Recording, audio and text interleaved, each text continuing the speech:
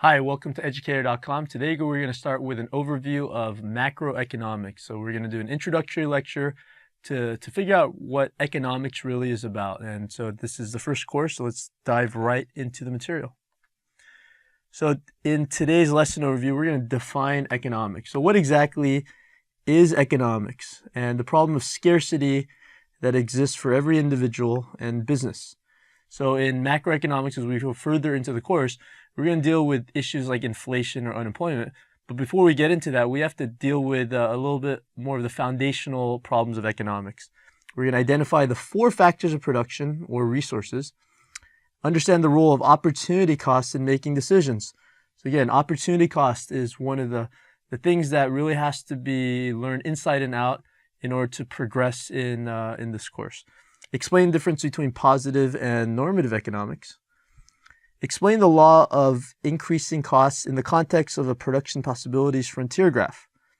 We're also going to identify points of efficiency and underutilization. And then finally, we're going to differentiate between an increasing and constant cost production possibilities frontier graph.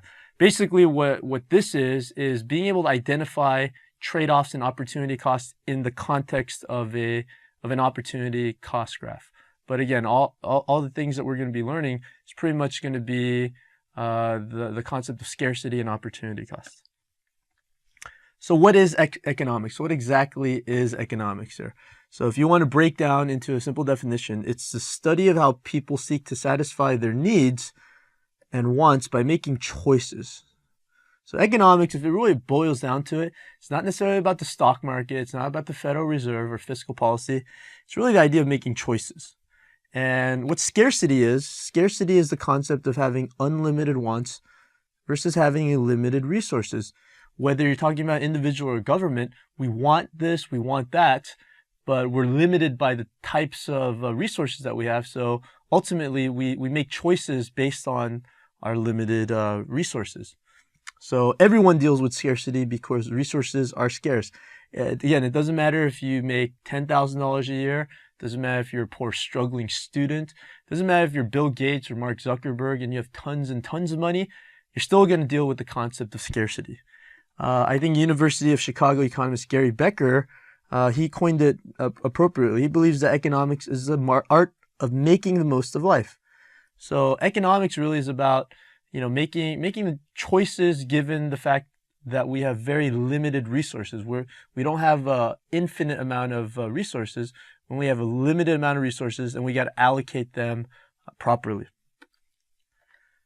So what are the 4 factors of production? So there are some econ textbooks, some texts and professors will say there are 3 factors, but the 4th factor, it's there, but it can be construed to be part of the 3 factors as well.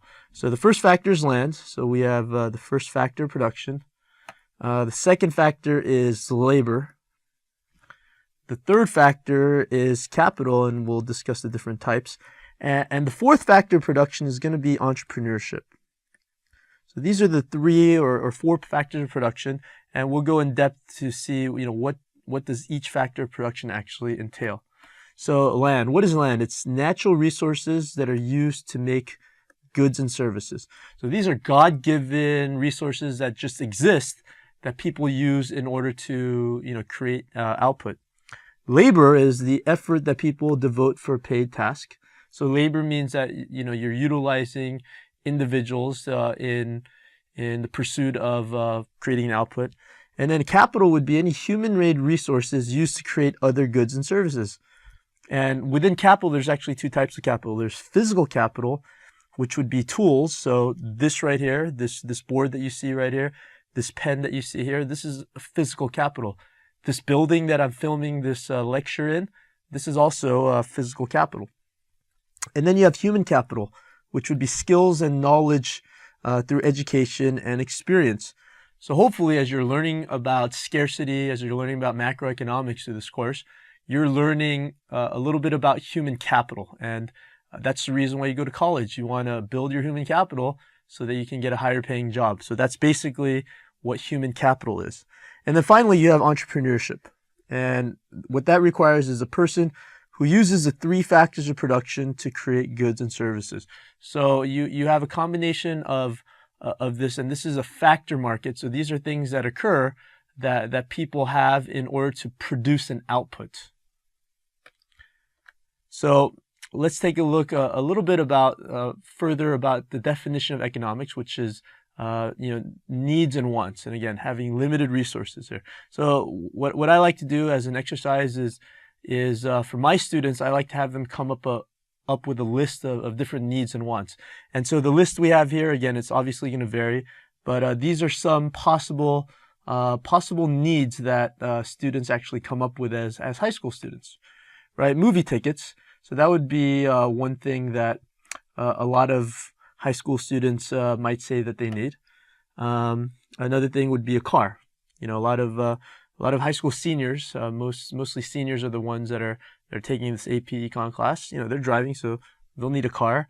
And again, if you're watching this right now, you're thinking to yourself, I need that 5 on the macroeconomics exam. So absolutely, and absolutely, I'm absolutely committed to getting you that 5 on the AP exam. So that's what you need. Need food, absolutely. You need food. I mean, you can go a little bit more specific what type of food, but food. A lot of students will say they'll need food. Internet access. Do you need internet access? Well, let's take a look. I mean, without internet access, you wouldn't be accessing this lecture. So you need internet access to get some studying done. You need clothing. Probably don't want to be naked, so clothing would definitely be considered a need. Again, depending on the definition here. Television. Well, I mean, how would you be entertained? You definitely do need a television, right? You need friends. What we would do without friends, right? Friends are something that absolutely every high school senior would need here. And, usually we have some more, basic needs like water. Okay. So if we actually break down this list here, what I have my students do is break down and analyze what are actual things on this list that you don't need. I think as we were going through this, some of you guys were pointing out, well, maybe we don't need this. And, let's actually break down individually. What are the things that obviously we don't need? And we could categorize as more of a want rather than need. So I think a movie ticket. I think a movie ticket, if you really break it down, do you really need a movie ticket? And the answer is no. There's several alternatives, right? So let's cross this out. Movie tickets are something that we don't need. You could watch a video. You could watch online streaming. You know what? Again, not something that I would personally recommend, but you could sneak inside the theater instead of a movie ticket. That's definitely something you could do, right? Do you need a car? And a car would be nice. Definitely, if you have a car, that's great. But can you walk? Can you get a ride from your mom or dad? Can you get a bike? Can you get rollerblades? I mean, there's definitely alternatives to having a car. So you don't need a car because need implies that there's no other alternative, right? Do you need a 5 on the AP Macroeconomics exam? Well, again, I absolutely do hope that you are going to get a 5 on this exam, and I'm committed to helping you achieve that goal. But do you need that 5? Would a 4 be okay? Would you still be okay with a 4? Again, some of you guys, if you're an overachiever, absolutely not. But do you really need that 5? I mean, do you need to take the exam? Do you need a 3? I think we can confidently eliminate that 5. You don't need a 5 on the AP exam. Now, what about food? Do you need food? Well, let's categorize that as something maybe we do need, but we'll go ahead and address that later. Internet access. All right, you don't need internet access. Okay. If you grew up in the 80s, you never heard of the internet, and people still were able to communicate with each other. They called each other through the telephone. Instead of accessing the internet to find an article, people actually went to the library. So you don't need internet access. Clothing. All right, let's tackle clothing here. Do you need clothing? Clothing would be nice, but you don't need clothing. An alternative would be nakedness. And that would land you, maybe a night in prison for indecent exposure, but you don't need clothing. It's absolutely, there's an alternative to clothing, which is nakedness. And again, a night in prison for indecent exposure. Again, not something very pleasant, but that is an alternative, right? Okay, television. Again, in this day and age, the chances are there are some of you watching this that have decided to abandon television. Instead, everything is is watched through the internet. So instead of having television, you can have the internet. And how about instead of watching television, you can go outside and hang out with your friends, or you can decide to help out with your parents, help out around the house with doing chores, right? Friends, do you need friends? And I would say absolutely not. Are friends nice to have? Do you want friends? Again, I'm not here to make a judgment one way or the other, but friends are something you definitely don't need. Instead of friends, you could have a family, or, you know, if you have no friends at all, you know, get a dog. That works as a substitute. So we're left with food and water here on this list. I would say in the order of wants, I would want water first, and then food. Now, do I need food? And again, some of you guys might say, yeah, I need food. I need to go in and out. I need to eat. I need to eat in order to live. Well, you know, I won't necessarily disagree with you with that, but do you need food? And I would say absolutely not. Do you need water? Absolutely not. Now, the alternative might be death. It's definitely not a preferable alternative, but if you look at basic, you know, needs and wants, the reality in economics is that we don't need anything. Okay, again, taking this to the extreme, obviously death is not a pleasant alternative, but you know, anything on here on this list, there is an alternative, and therefore we need nothing. And so the working definition that we're gonna have here in this course is that need means that there is no alternative, meaning that it cannot be replaced by anything else. That means, you know, is there no alternative for water? And we've determined that the alternative for water at some point would be death. And again, that's the extreme. But if you look at the world around you based on resources and what you need versus what you want, and you categorize everything as being a want, then that's basically the mind frame that economists use when making decisions at the macroeconomic level here.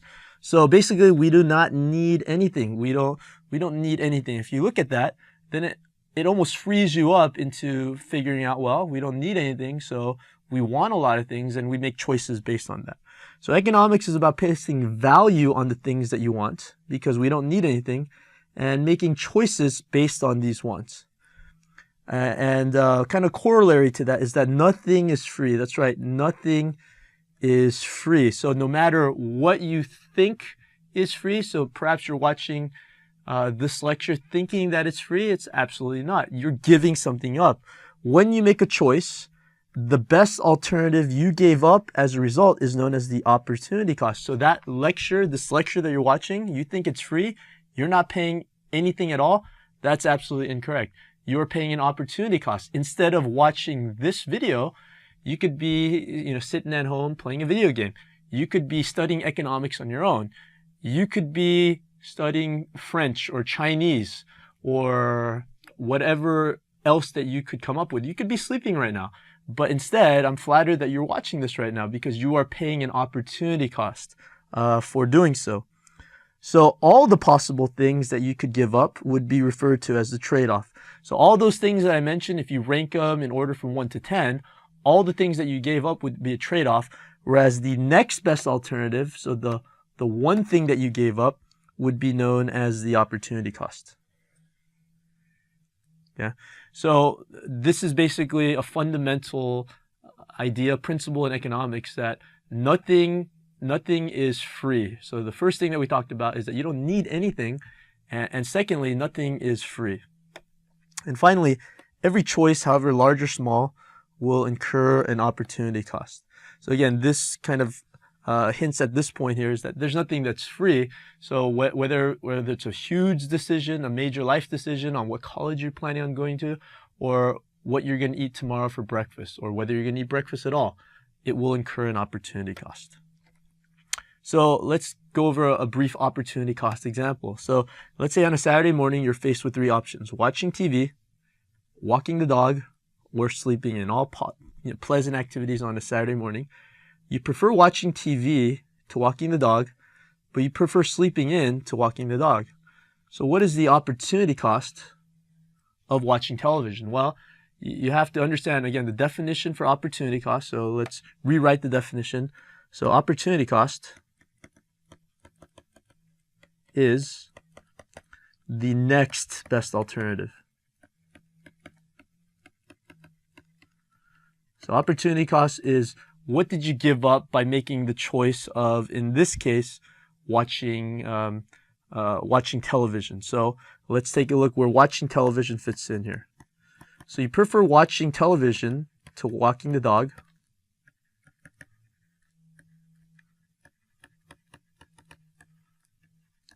But you prefer sleeping in to walking the dog.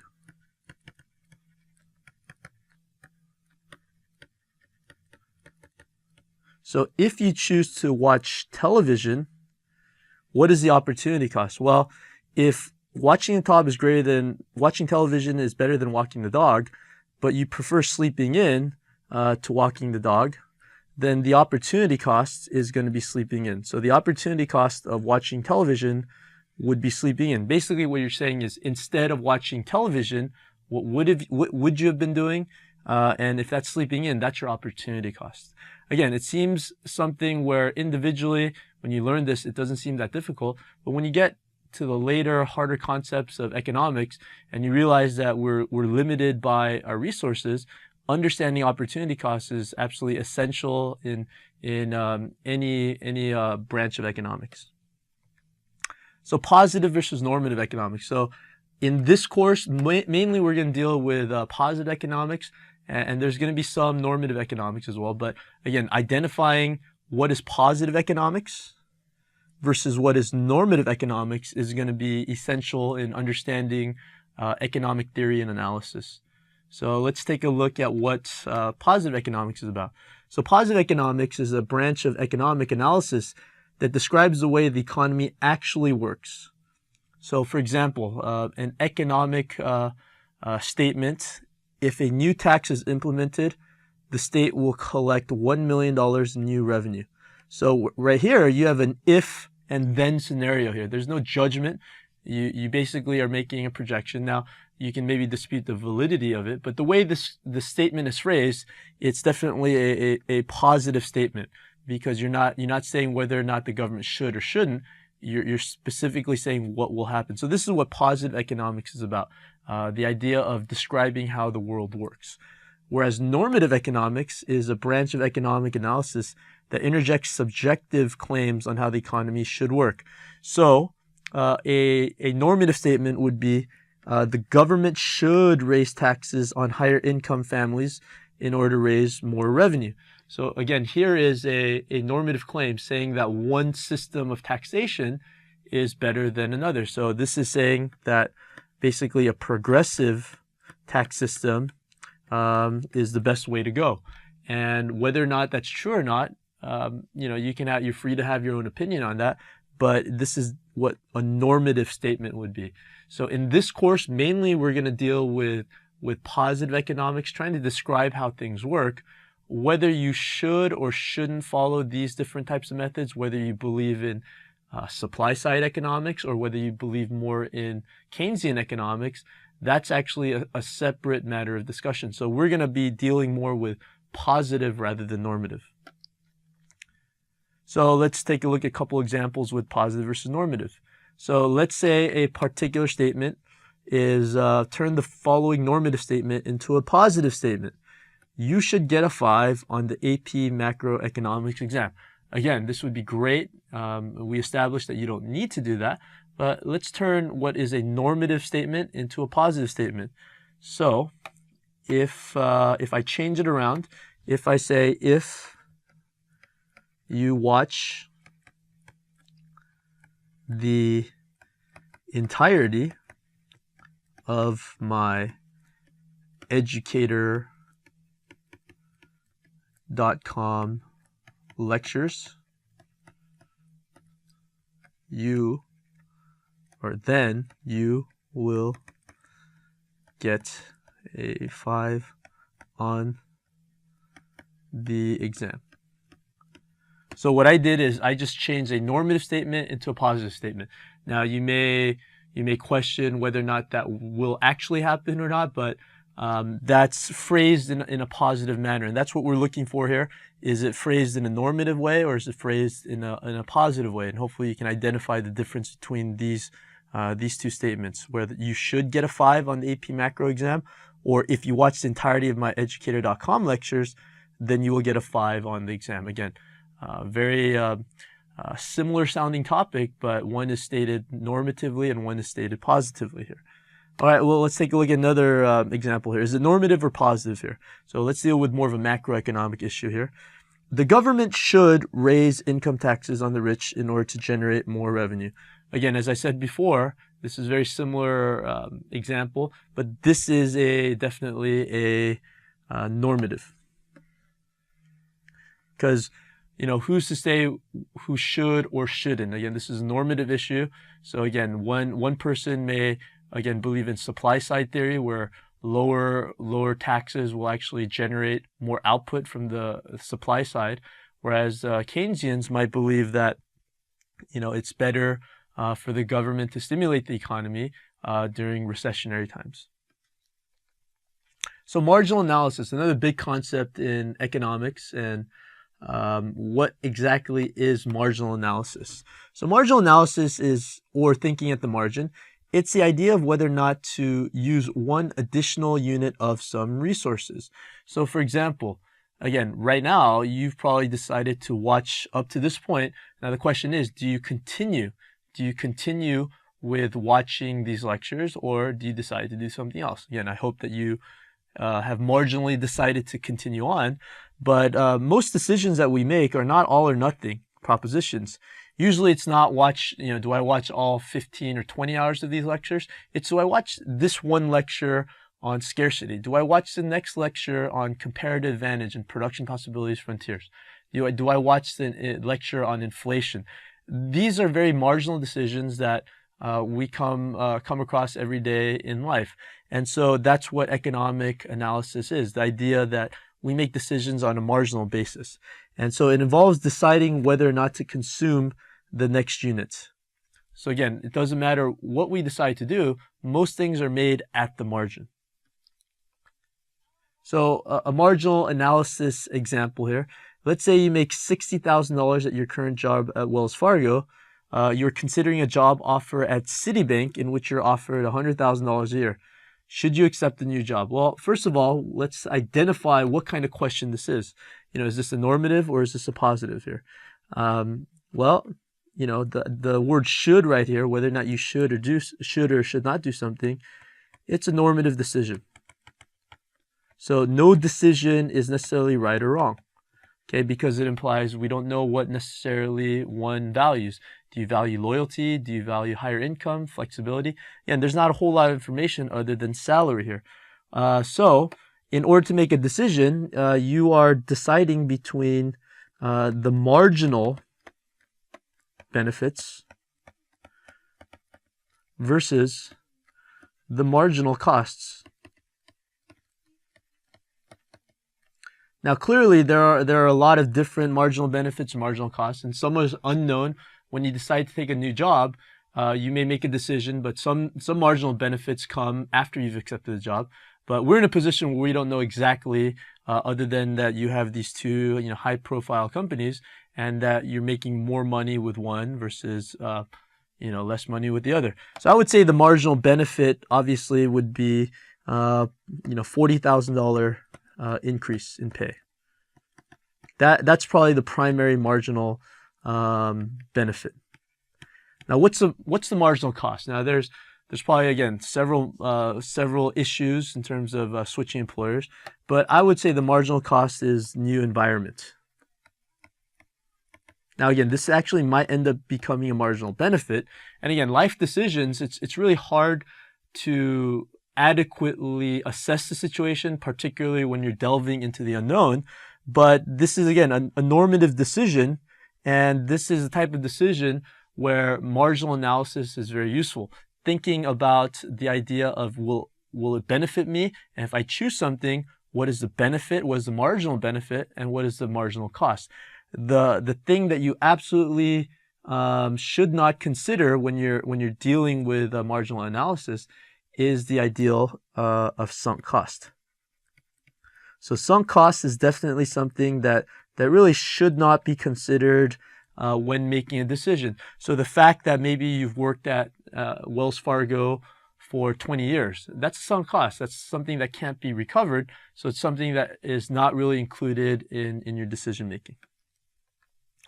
So let's take a look at the production possibilities frontier. So what we learned with scarcity and opportunity cost, this is also going to come on a production possibilities frontier, but now we're going to graph it. How's it going to look like on a graphical level here?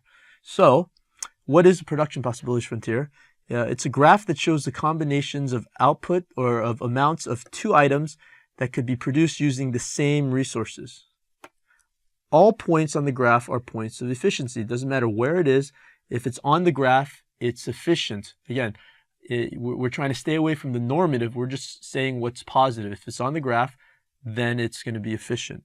And if you don't use all your resources, then you have points of underutilization or inefficiency. A PPF graph shows alternative ways to use resources, but again, does not show the best way because that is a normative issue. What you should or shouldn't do, again, that's a matter of personal choice and it's subjective in nature. The most common use of a production possibilities graph would be the famous guns or butter analogy. So the idea of two resources, let's say the government has two different outputs. It could be guns, which represents the military, or it could be butter, which represents domestic goods. And let's say there's a finite amount of money that can be spent. Let's assume $1 million can be spent on either guns or butter. The one way the government could use its resources to produce guns. So one way could be, let's spend all $1 million on guns and $0 on butter. Now, an alternative way could be the government can use its resources to produce butter or domestic goods, which would be $1 million worth of butter, but no guns at all, no emphasis on military. Or any combination in between would also be acceptable. Now, what this does is it highlights the trade-offs an economy faces when using scarce resources. Now, if you're a little bit critical on government spending and you believe that the government, when faced with the decision of guns or butter, with $1 million, some might argue that our government might choose to spend $1 million on butter and also $1 million on military goods and basically incur a deficit of $1 million. Well, that's also an option, but clearly there is an opportunity cost of doing that. But again, that's something that we can deal with later in terms of deficits and debt and the potential macroeconomic problems that result from that. But again, the guns or butter analogy is a good way to highlight the fact that when you choose one thing, there is an opportunity cost that the government is incurring. So let's take a look at what is increasing opportunity cost here. So increasing opportunity cost, the law of increasing opportunity cost, is the idea that more and more resources are required to produce the same amount of product. Now, the curve for this type of production possibilities frontier graph is going to be concave. So let's take a look at an economy of trains and cars, for example. So let's say, for example, that an individual or an economy is either producing trains or producing cars. So let's have trains right here and cars on the y-axis here. So let's use this example, 100, 200, 300, 400, 500, and let's use cars here. So let's just use 200, 400, 600, 800, and 1,000.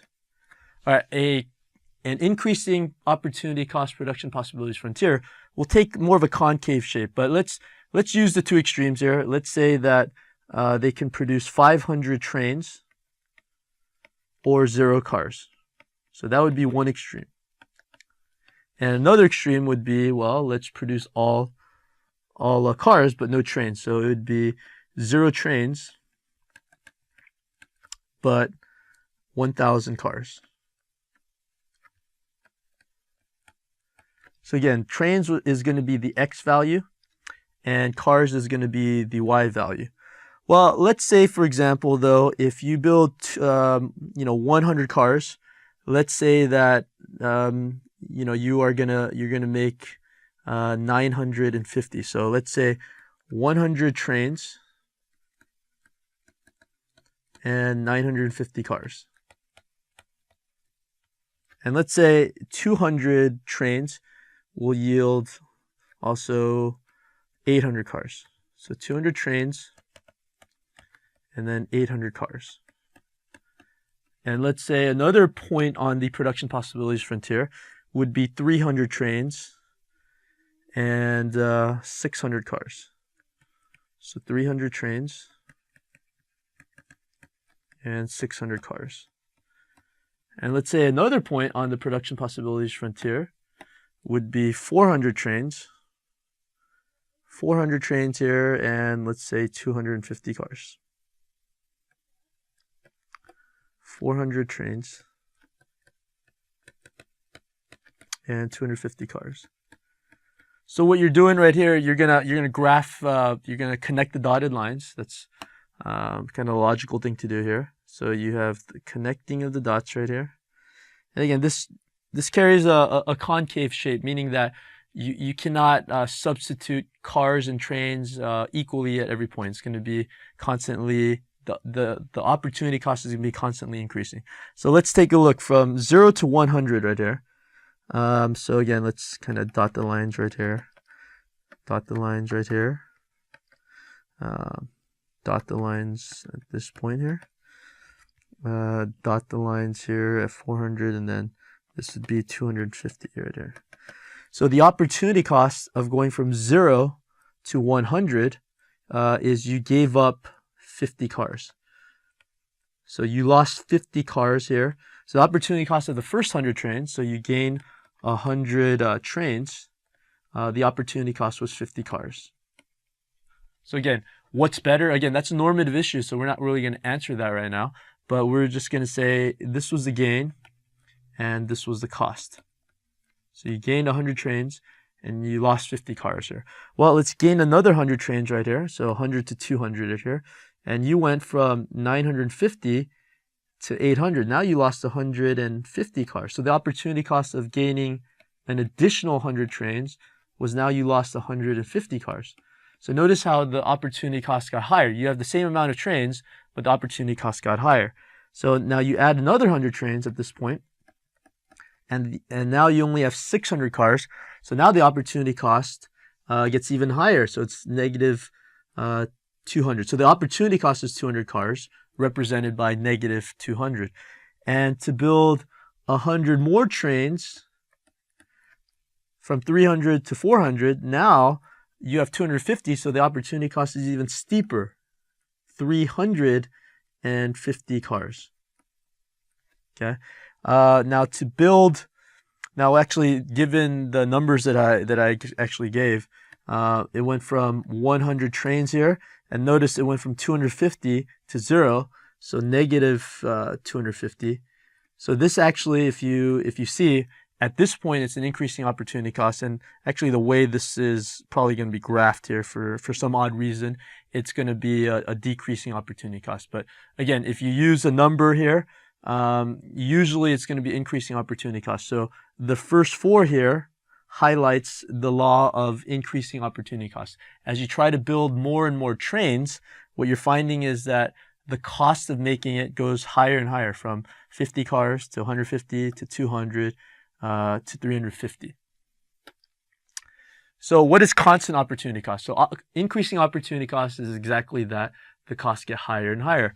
Well, constant opportunity cost is going to be exactly that as well. You're going to get the same cost as you move up and down the production possibilities frontier. So let's use this as an example. So constant opportunity cost. You have the same resources are required to produce a certain amount of a product. Again, the production possibilities frontier, it's going to be a downward sloping line. It's not going to be concave like it was with increasing opportunity cost. You're going to have a downward sloping line. So let's take a look at an economy of MacBook Airs and iPads. So on the x-axis, we're going to have MacBook Airs. Nice little machines, MacBook Airs. And on the y-axis, we're going to deal with the iPad. Okay. So again, let's use some arbitrary numbers here. Let's say 100, 200, 300, 400, and 500. And you have iPad. Let's use the same 100, 200, 300, 400, and 500. Well, it's really easy here. So let's say you can make 500 MacBook Airs. So this would be the X here. And iPads, you can make 0 iPads. Well, again, if it's constant opportunity cost, then the opportunity cost is going to be the same here. So you can make 0 MacBook Airs, or you can make 500 iPads. Now, if you move along the production possibilities frontier, you can decide to produce 100 MacBook Airs, but now you're giving up production of another 100 iPads. Now you can produce 100 more as well, but now you're getting 200 MacBook Airs and only 300 iPads. And then you could produce 100 more, but again, you see the trend. The opportunity cost is going to be constant. So 300 MacBook Airs, and you have now 400. You have not 400. Excuse me. You're going to have 200 iPads. Similarly, if you decide to make 400 MacBook Airs, then you're going to have 100 iPads. And again, if you connect the dotted lines here, then you're going to have a constant cost production possibilities frontier. So notice here, you increased 100 each time, and you lost 100 iPads. So the opportunity cost, you have a constant rate of substitution here. So here, it's actually, you can actually mathematically find this an equation where you have one iPad equals 1 MacBook Air. And you can actually find comparative advantage when you're dealing with this. So one iPad equals 1 MacBook Air. And again, it's actually another concept where when you deal with production possibilities frontier, in the second lecture, I'll deal with, well, how does that look with absolute advantage and comparative advantage? So in my second lecture, I'm going to be dealing with how do you deal with something that's equally substitutable, and how can you actually find comparative advantage based on that? So that's something that in the second lecture we're going to deal with. So example number 1, let's take a look at a constant or at an increasing opportunity cost production possibilities frontier. So again, let's say that you have cars and computers, and here's a particular scenario here. What is the opportunity cost of building 500 more computers from 2,000 to 2,500? So let's say you have built 2,000 computers. Well, if you've built 2,000 computers, then what's implied is that if you're efficient. So anywhere inside the production possibilities frontier, this would be points of underutilization. Okay, or another way of saying it would be inefficient. Okay, so different points of efficiency here would be 2,000 computers and 700 cars. So the assumption is that if you built 2,000 computers, is that you also have built 700 cars in order to be efficient here. So what is the opportunity cost of building 500 more computers from 2,000 to 2,500? Again, assuming that you have been efficient using all your resources. Now, what you end up having is you make 2,500 computers, but now your production is only 500 cars. So the question here is, what is the opportunity cost? What is the opportunity cost of building those extra 500 cars? And the answer here is going to be your opportunity cost, since you drop production of 200 cars here from 700 to 500, the opportunity cost is 200 cars. Now, second example here, what is the opportunity cost of building, let's say you build 500 more computers, but this time from 2,500 actually, 2,000 to 2,500, that was the original situation. But what happens if you are going from 2,500 to 3,000? So what is the opportunity cost if you're dealing with this situation here? So you have 2,500 computers, and now you have 500 cars. But what happens if now you shift production so that you have 3,000 computers and now you have 0 cars? Okay, so what is now the opportunity cost? Well, let's take a look here. Well, you added 500, so we know that the gain is 500. But the opportunity cost now, you went from 500 cars to 0. So you lost 500 cars. So the opportunity cost is 500 cars. So this highlights, again, the law of increasing opportunity cost. From this point to this point here, you lost 200 cars.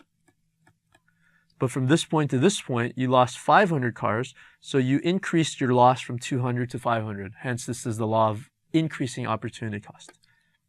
Now let's take a look at example number 3 here.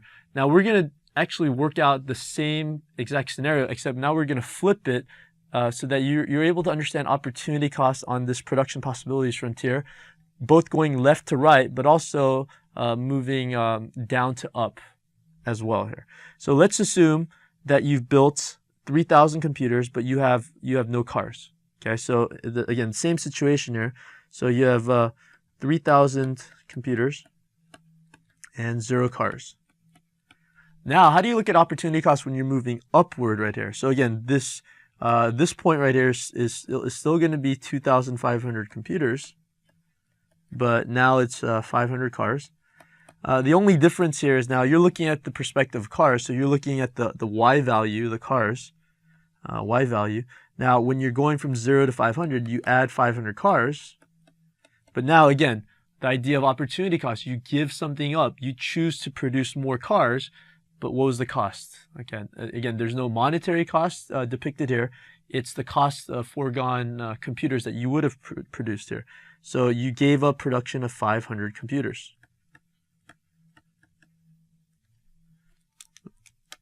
So the opportunity cost is 500 computers. So that's the way of finding opportunity cost and production possibilities frontier, moving down, going up. So reading it through the lens of the y-axis here. Now, what is the opportunity cost of building 200 more computers from 500 to 700? Here, it's 2,500 computers and 500 cars. Now, what's going to happen if you decide to build more cars here? So now you'll have less computers. You have 2,000 computers, but now you have 700 cars. So again, what do you gain? What's the gain from doing this? Well, you gain 200 cars, but now you're looking at what is the opportunity cost here. So the opportunity cost, you gain 200 cars, but guess what? You gave up 500 computers.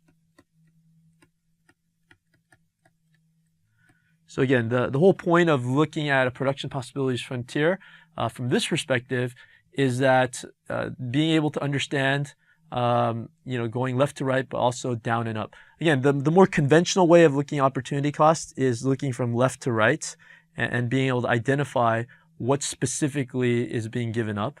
But at the same time, you don't want to neglect the fact that you can actually move up and down as well. So it doesn't have to be left to right. It could be down to up.